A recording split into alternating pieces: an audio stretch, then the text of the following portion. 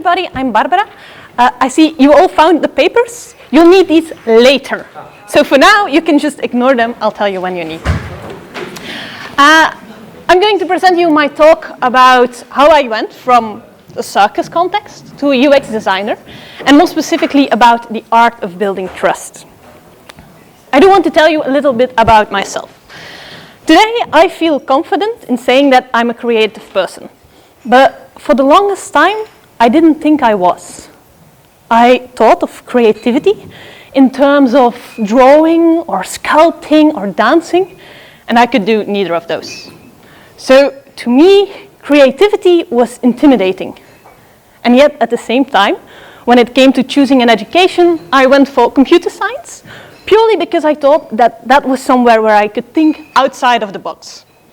So I pursued computer science, and I found creativity in coding, without any need for the more traditional artistic skills.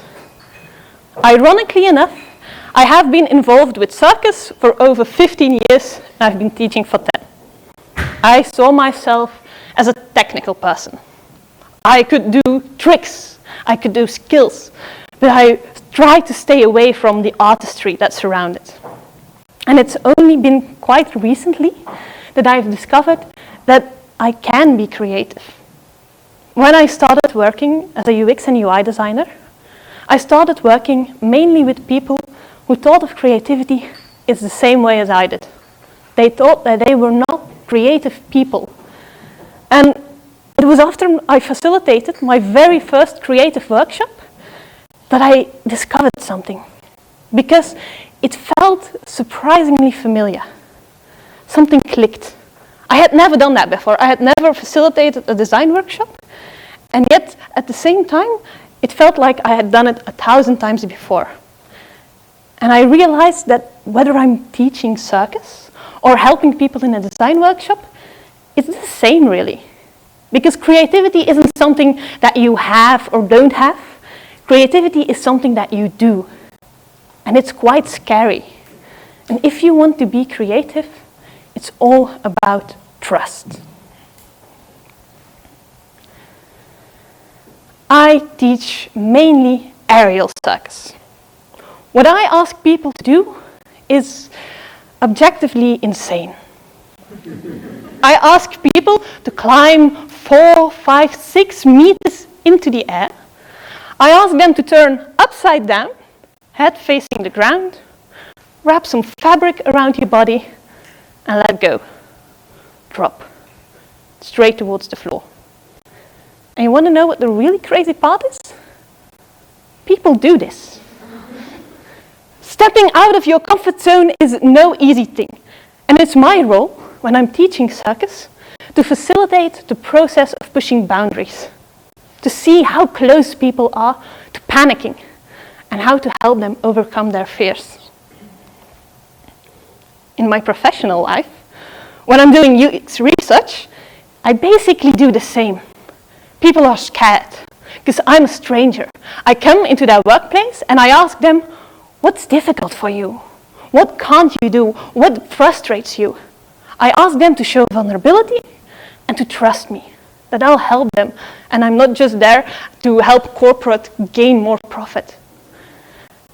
People have a million questions at this point, and I don't have the answers. And yet, I ask for trust. And when I facilitate a design workshop, it's this times 1,000.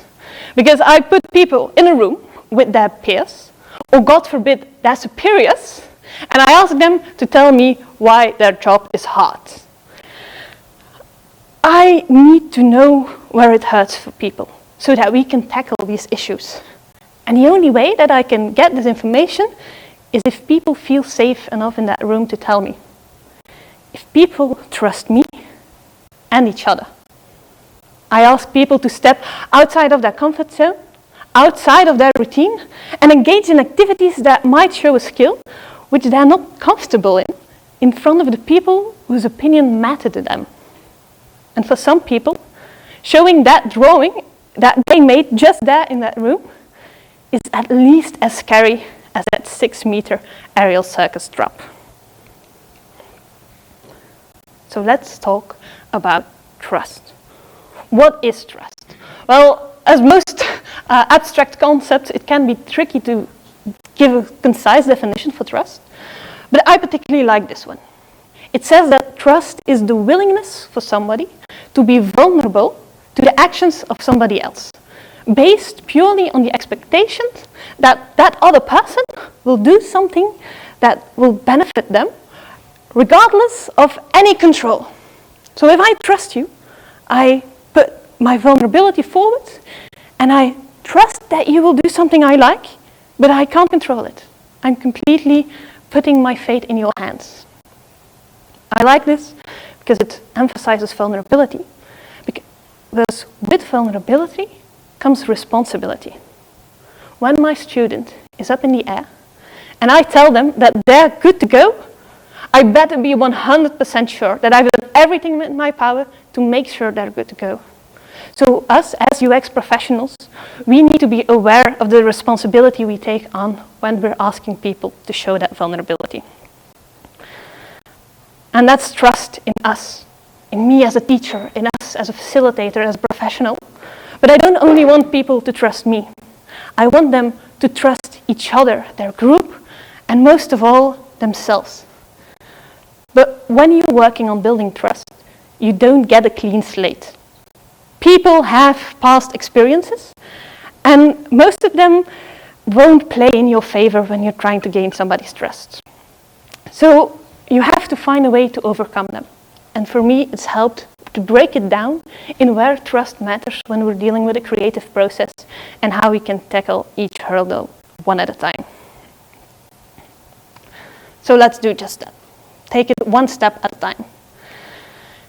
When I'm teaching Circus, or when I'm involved with Circus, I like to think of it as a process with 4 steps. First, we need to play. When you're creating an act, you need to do crazy shit to show crazy shit. And the only way to do that is to not do the ordinary, but to have this childlike endeavor and play. Inevitably, if you're trying new things, you're going to fail. But failing is hard, and allowing yourself to fail takes a lot of trust. You also need to dare. Dare is the point where you've tried it oftentimes. You think you're able to do it, but there's still quite a risk. So that's when you have to step outside of your comfort zone and just believe in yourself, go for it, dare to do something different. And lastly, you also need to perform. You need to show your work. You need to show to the world what you did and receive the eyes of the world, basically. First, I want to go a bit more on play. If you want to be able to explore creative solutions, you need to be able to play. But as I said, playing is hard. Because we as humans have all of these preconceptions that we don't want to stand out in a group, because that feels uncomfortable and it might feel silly. And especially when you take this to a professional context, where everybody is used to wearing a mask and being their professional selves, getting people to actually play can be very difficult. But how do you do that? How do you get that childlike freedom? Well, my mantra there is make breaking the norm the norm. If you can get everybody involved with doing something silly, then the normal people stand out. And that's where you want to get. But you have to lead by example. You can't expect a group to let go of their preconceptions if you're just going to stand in a corner and see, look at them do the silly things. You have to be the leading example. You have to be twice as out there if you want just a little bit of that energy from your group. And everybody needs to be involved. What I've noticed is that the more senior people in a workshop tend to want to be involved, but don't actually want to be involved. They want to see what's going on. That doesn't work. Because if somebody is just observing, everybody feels looked at. So if you want to get a group in a creative context to play, everybody needs to be either in or out. Changing the context can also be very valuable here. If possible, you can just leave the conference room. Take it to some common place, take it outside. But if not, there are options within a conference room. For example, slide the tables to the side. Try standing in the middle or even sitting on the ground. Because you want people to feel like this is not what I'm used to create that room to do something that they're not used to. And then also use your imagination. Tell a story. Give them something to think about that's outside of their regular work context so that they can think in terms that are outside of the regular work context. Then you need to have trust if you're going to fail. Because if you want to improve at anything, failure is always going to be a risk. But failure is something that we've been taught is bad. Because when you're in school and you fail, that's like worst case scenario. So how can you encourage people that failing is not just showing weakness? Failing can be something good. Well, you need to redefine what it means to have failure and success. And the most important one there for me is that failure is a step towards success. If you can let people experience that, hey, failure isn't such a bad thing. I've done that. That's okay. Now I'll try again. That's what you need if you want them to improve in a creative process. But you can only do that if you remove the expectation of perfection. And there is also a big lead by example. Because if you as a designer only show the work you've been working on for hours, for days, for weeks, and that's all that these people see of you, how can you expect them to show work in progress things that they've sketched up in 10 minutes and not be afraid that you're going to look down on them? Show them that you as a designer are not perfect and that you also have to go through this very same process of failing and learning. Daring. Daring is when you don't know where you'll end up. But if you do not make that first move, if you don't dare to move, you'll never know where it might lead you. But daring takes a lot of energy. Because daring in and of itself, by its definition, is overcoming your fears. And overcoming your fears is hard if you don't know why. It feels like a lot of hassle. And your peers might be better than you. Oh, there is a designer in this room. Why should I bother making my silly sketch when there's somebody who's a lot better at drawing than me? How can you convince people to invest that energy? For me, it's two things. Motivation and confidence. Build motivation as to why it's worth investing your energy, and build confidence in that people are able to do it and that what they do is good enough and is exactly what's needed in this case. And you can do this by firstly letting them experience success. If you are not a creative person in your mind, you usually don't have a lot of good associations with drawing. So if you don't give them positive experiences, how can you expect them to be motivated to push through that boundary and to dare to draw? Also, show them that they're not alone. And this can mean a lot of different things. It can mean that there's a group of people doing the same thing and they're part of this whole. But it can also mean that as a teacher, as a facilitator, you're standing with them and you're helping them when they might get stuck. And that if things get tricky, they don't have to fix it all themselves. They can rely on others to push through and to keep going. And then this in everything, whether it's circus-related pedagogy or a facilitating workshop, celebrate efforts, not just outcomes. Again, in school, we're taught that you always get your grade card, and this is like the point you get, the outcome. But if you only look at the outcome, you forget about the whole process of playing, of failing, of daring that got you there in the first place. So also when you're facilitating a workshop, comment on how people are doing, not just on what they did. And then lastly, perform. Show yourself, show your work, be proud of what you did and show it to others. There are people who do this without any problem at all, and usually they're children. As we grow up, we get so afraid of standing in front of other people and actually being proud of what you did. It's like there's a shame to being proud. But if we want to work together, and if we want to create something together, you have to be able to do that. Show that it's not a competition. Because if I'm performing against you and you're going to try to do better than me, this might work for some people. But if you want to create something together, you have to have this collaborative mindset in a group. So emphasize that there's joint ownership when you're facilitating a design workshop, that everybody is working together, not against each other, but with each other. Also try to offer options. There's this famous comic of a group of animals that have to climb a tree in order to pass a test. I don't know if you know it. I should have included it in the slides. But everybody works in different ways. There are people who like to speak in front of crowds. There are people who like to show what they did. There are people who like to write it down. There are people who like to work one-on-one. And there's a million different shades. If in your workshop you always have the same way of showing the work that people did, it's going to be fun for a couple of people and exhausting for the majority. So try to have some variations. And then lastly, give the right nudges.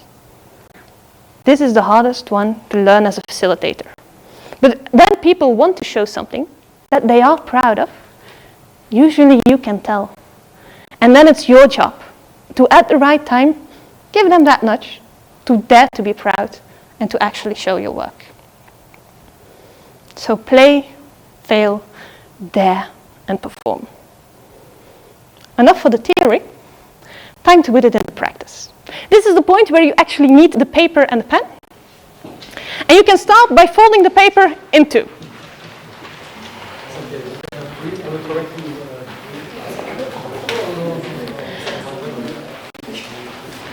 On the screen, I'm going to show you a little exercise. There's also a timer that starts as soon as I show you the slides. So that means that your time starts as soon as I switch on to the next slide. All you have to do is exactly what's written on the screen. That's all. Okay?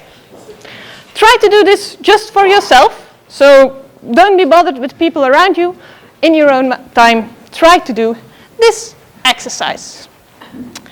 Time to warm up your drawing skills. You have 60 seconds to draw a new toy.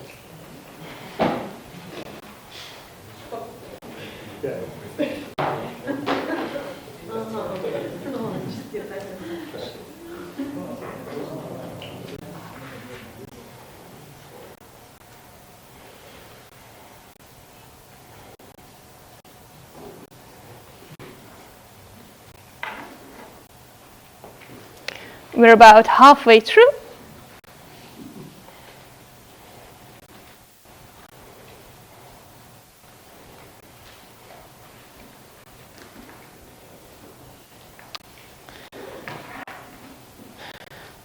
About 15 seconds left.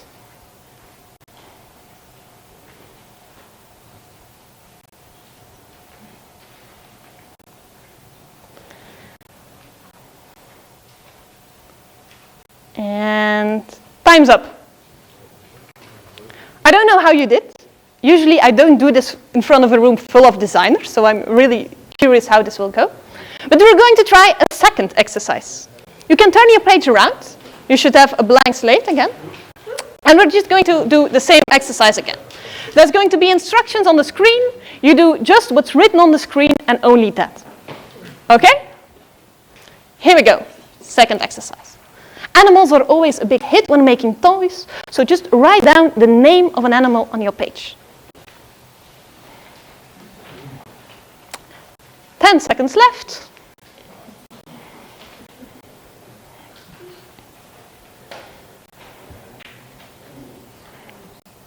Okay. Draw just the silhouette, the outlines of your animal. You have 45 seconds.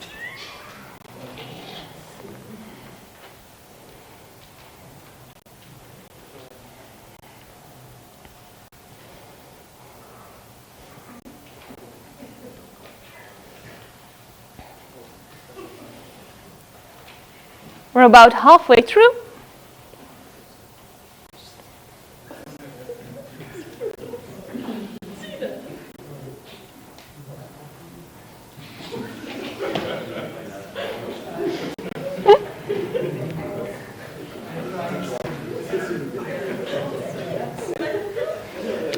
Okay.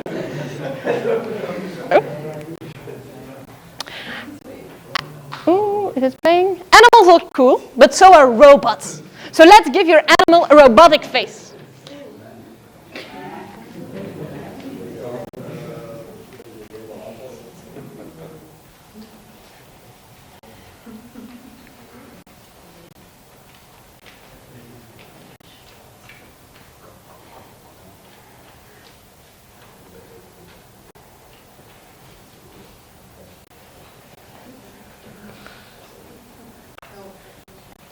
And then for the last one, I've got some inspiration of other robotic toys. Use that inspiration and add the details to your toy. Make it into a true robotic animal.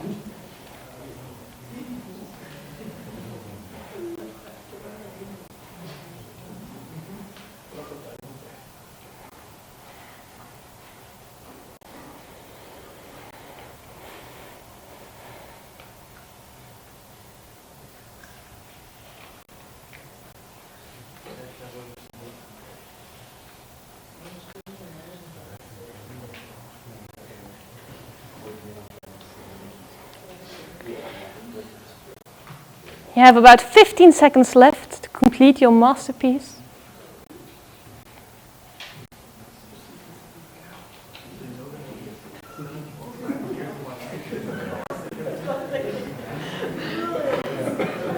Okay, time's up. Oh. Feel free to show what you created, or perhaps just have a peek at your neighbors and see what they did. So have a look around, see what the people around you created.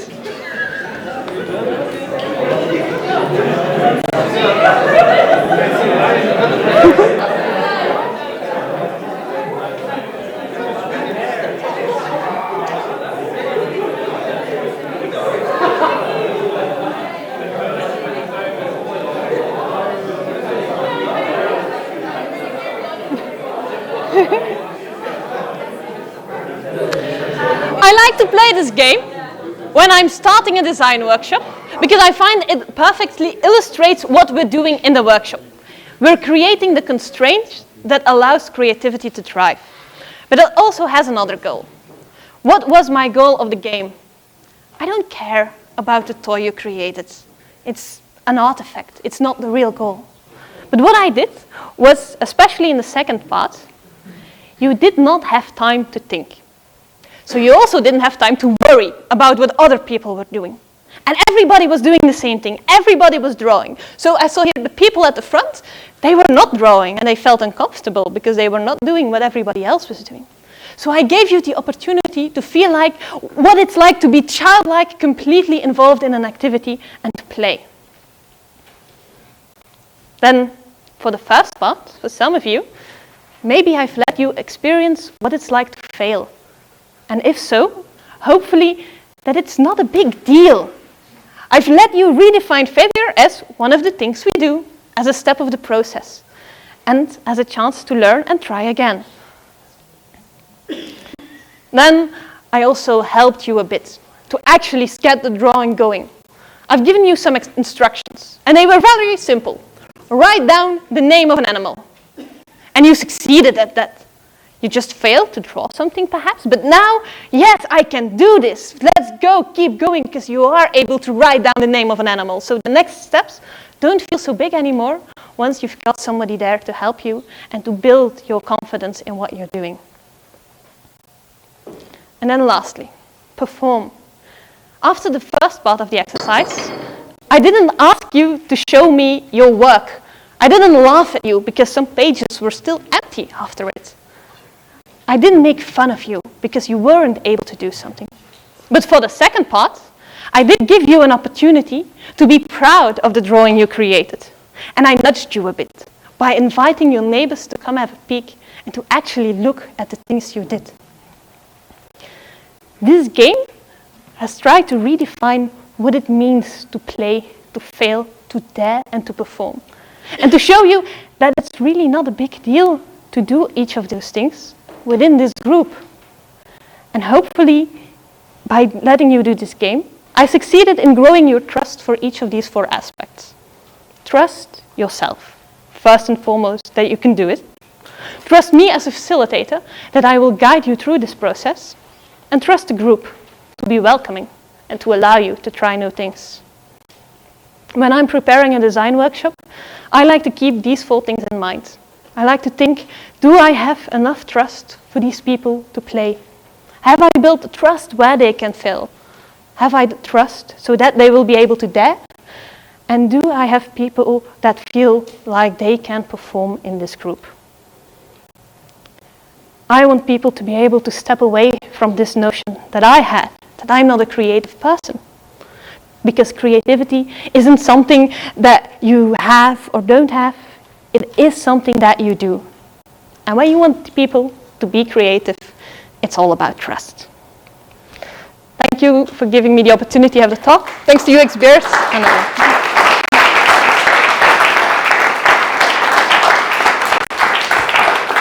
Wow. I guess I can start with just wow. So I'm definitely going to use this thing next time I prepare a workshop. Anyone else? Yeah? Yeah. Exactly. So I'm going to just start off with a question of my own immediately. Yeah. Do you inform the attendance of the workshop of the 4 stages or beforehand, or just dive straight into it? I like, when I'm doing this exercise, it's the element of surprise. So right. In the beginning, what I ask people to do is challenge everything I do, but do it afterwards, because I have a reason. So for this, in that first exercise, it's usually a little bit longer. They hate me in that moment. And that's the feeling I want. I want that friction so that I can build down the notion they have of me and then build it up again. So I like to keep it quiet. Cool. No, thank you. Any other questions? Yes. How do you deal with the losers that do not want to participate? I always have a disclaimer that nobody has to be here. If you don't want to, if you want to spend your time somewhere else, feel free to leave as long as you don't disturb anybody else. So that if I notice that something's not working, that I can come back to that. I learned it from Kathleen, she's over there. All right, any other questions? Anyone?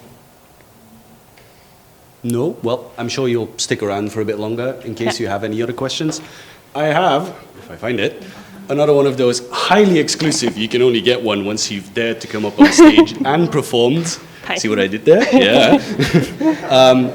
So that's yours. I want to thank you again for speaking. I want to thank everyone for joining in. Our next event is, and now I have to look at the calendar real quick, the last Tuesday of next month. It's that easy when it comes to UX Belgium. The last Tuesday of April is our next event. The location is TBD, so we're still working on that. If you have an agency that wants to host, come find me. With that, thank you all for joining. Feel free to stick around. We do have more drinks. We are not being kicked out just yet. Thank you, and we'll see you next month.